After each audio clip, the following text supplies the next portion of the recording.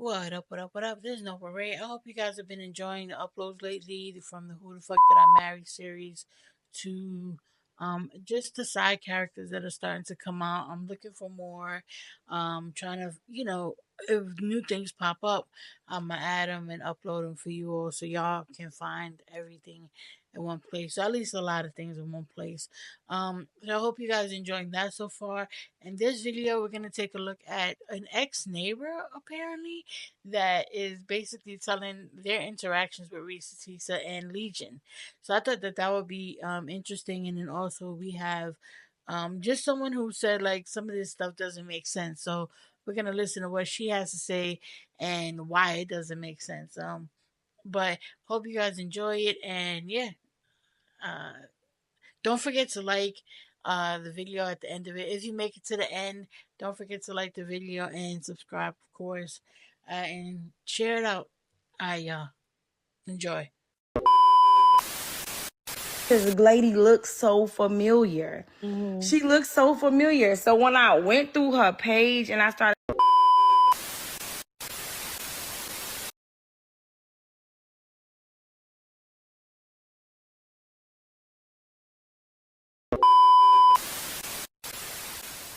so crazy that I've been seeing this Who the F That I Marry series, and I kept saying to my mother, like, why does this lady look so familiar? She looks so familiar. So when I went through her page and I started looking, I seen her post the paperwork from Clayton County, and that's when it clicked. I was like, oh my God. I asked my sister, do you remember the neighbor from hell? And I called one of my old friends that lived across the street from us. And I was like, do you remember that neighbor that we all like had a party when they moved away from us? So first of all, this lady moved. She lived in that house by herself first. And her mother used to come and stay with her too. But then the mother went away, and during the pandemic, we all shut down. Everybody trying to find tissue and stuff. And she moves this random man in out of nowhere.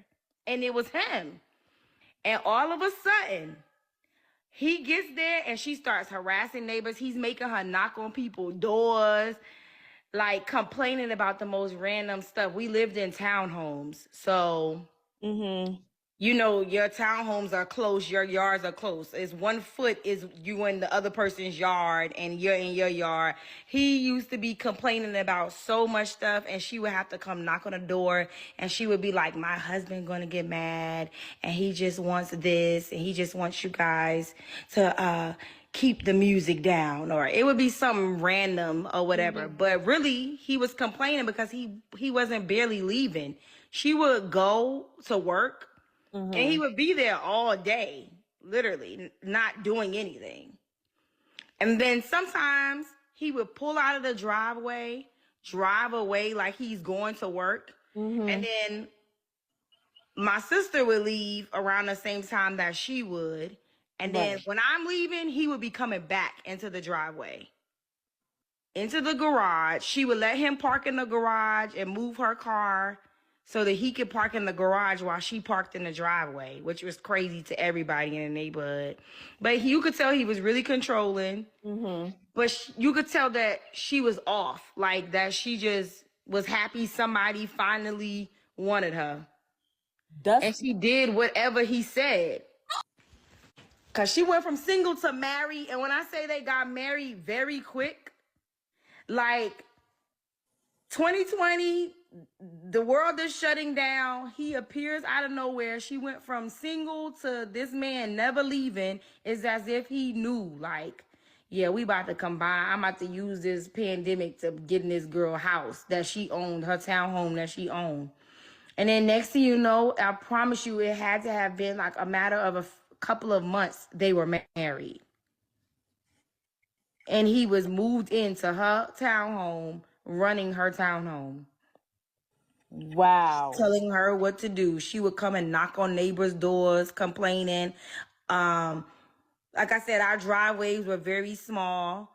He would be like, oh, he don't want anybody. Like, you know, you occasionally have people at your house, so they might have to park on the street.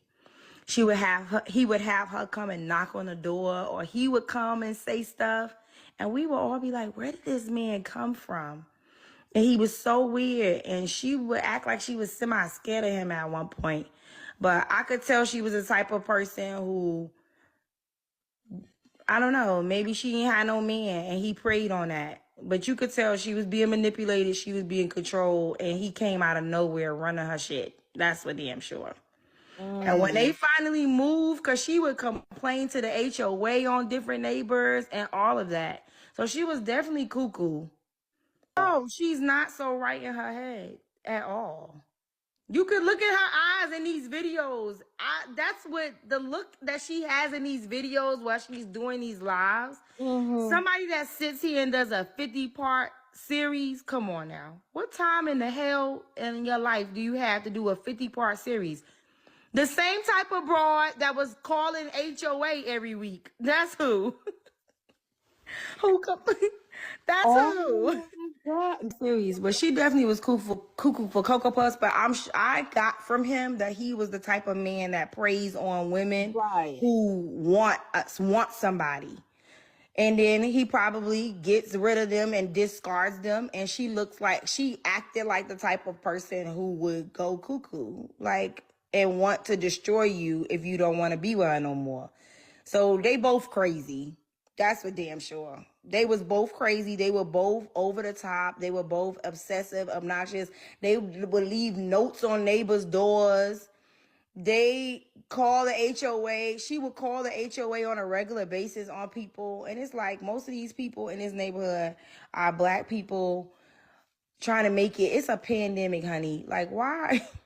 Like the kids, you know how kids might be walking back to their houses from the school buses and they might step in the yard. They would pull the window up and yell out the window at little kids. She would she was just weird and crazy.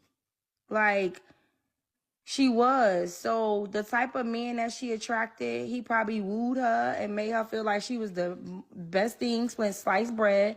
And then he probably got all that he could get out of her and dipped. And he looked like the type that probably like would do that. Because he was very rude, very narcissistic. He was very arrogant. And like I said, he would be watching you. And the next thing you know, she's coming to knock on your door. Like, I'm telling you. And can you imagine that during the pandemic when everybody's like worried about survival and somebody's knocking on your door about your trash can being too close to their mailbox? Like, when I saw what Legion looked like, I was really expecting to see some Denzel Washington or some Boris Cujo, an older man that was attractive. That was not what the fuck I expected. He looked like he drives buses for a living. I'm not shitting on bus drivers because somebody got to do it. He definitely gives me, boop, boop, boop. The dumb decisions that you made with the letting the nigga move in 2 weeks, that's crazy as fuck. Did he have a stroke? Y'all, some of his pictures, his mouth is cocked to the side. And I thought, like, people that do that, I thought those were people that have strokes. I'm not being funny. I've taken back cheaters before, but that bullshit? No, not that. You'll never move into my house. I don't care what kind of story you got. Sorry, you can't stay here. Hell, I would have been nervous when he offered to buy me a used tire. And you know it was probably a used one. Motherfucker ain't got no money. We found that out. Trash bin will do the most when you first meet them. And be very wary of that. I'm not saying don't be grateful, don't be thankful. I'm just saying don't put them on that pedestal of don't ever let a man know. I've never had a man do this for me. Girl, treat that thank you very subtle. He come by, bring you flowers. Oh, thank you. These are really nice. That's it. Don't ever tell them, because now he going to be rubbing his hands together like, oh, yeah. Now I know what kind of chick she is. I can do the bare minimum. Fuck you. I done got people in the story trying to catch a bag. They trying to go to Paris, too. Got people now wanting to talk about it. I'm the wife. I'm the ex-wife, the third wife, and I'm the brother of the uncle of the nephew of the... Oh, now y'all niggas want to come out and talk. Ain't that something? You coming out here trying to... Well, I have to speak my truth. Do you, or do you want a bag? Let's keep it real. I think when people started seeing how views go up, people was like, oh, shit. Maybe I should tell my version, too. I don't see not one attractive thing about him. He seems just out of it. You could tell something ain't right. There's no way you sat down with that man at the Cheesecake Factory and said, love of my life, you are my friend. It's sad though, he saw you as a mark like that though. That's why I be telling people, I'm like, you know, I understand women wanting to be in love. I hear y'all, I do. But your sanity is way more important than being in love.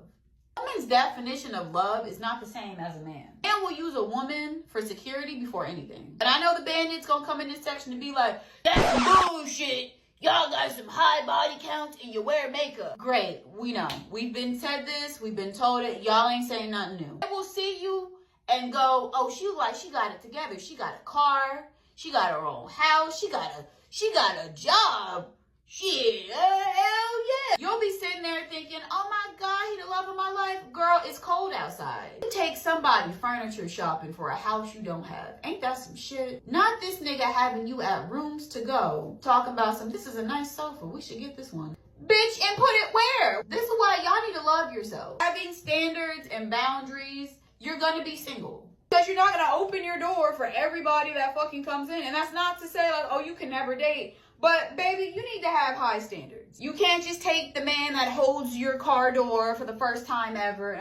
I think that's my husband. You said how that man looked like he didn't eat in days. And you gave him $6 for chicken nuggets. Woo! That ain't in me. I would have went and bought me food that I didn't even plan on eating just to be spiteful. You look hungry. Did you eat yet? Yeah, because you know he was probably shaking. You know when your blood sugar is low, you start shaking and shit because you don't have no food in your system. I'd be like, oh, you should go over there and go get yourself something to eat then, brother. I need you to sign right here. Sign your real name right here. And I know that a lot of black women, we as a whole don't have high standards because y'all want to be married and you want a man so fucking bad, but that shit is sad. I know it's easier said than done, but y'all bitches need to accept being single sometimes. Y'all do. You need to sit back, go get a vacation and treat yourself. They gonna play on your strings. Promise you all these things that ain't gonna be done for you. He said he wanted this. Who give a fuck what he said? What has he done to prove that to you? Well, he was paying the bills.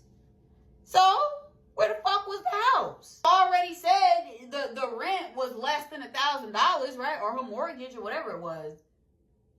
You already said that, so of course the nigga wasn't stressing on that. You wanna walk, but you wasting them realtors' time and shit. You know them people was like, they ain't finna buy shit. Got you in cars that he ain't planning on driving. There ain't nothing that irritate me more than a man that tells me he gonna do something. Cause now you gotta do it. I never even asked you to do it to begin with, and you just say you gonna do it, now you gotta do it. Yeah, you know, when I get this job by Friday, you ain't getting shit.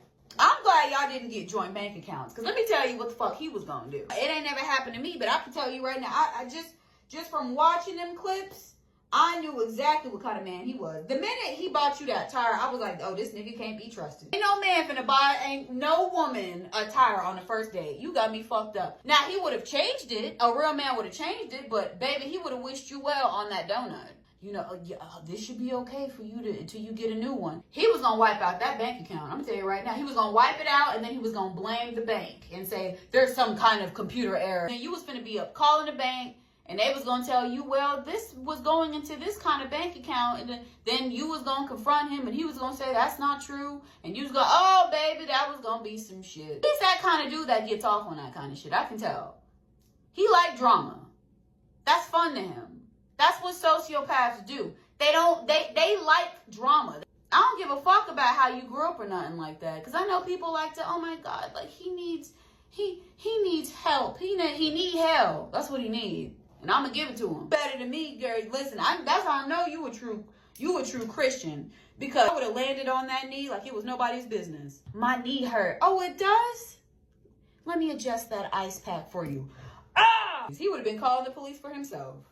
And I would have been in the background like, call him. You better tell him to get here fast. When he saw her, I knew he just knew. Because bless your heart, I can tell you're kind of one of those women that don't really love yourself like that. And I don't mean that in like she doesn't find, she thinks she's ugly.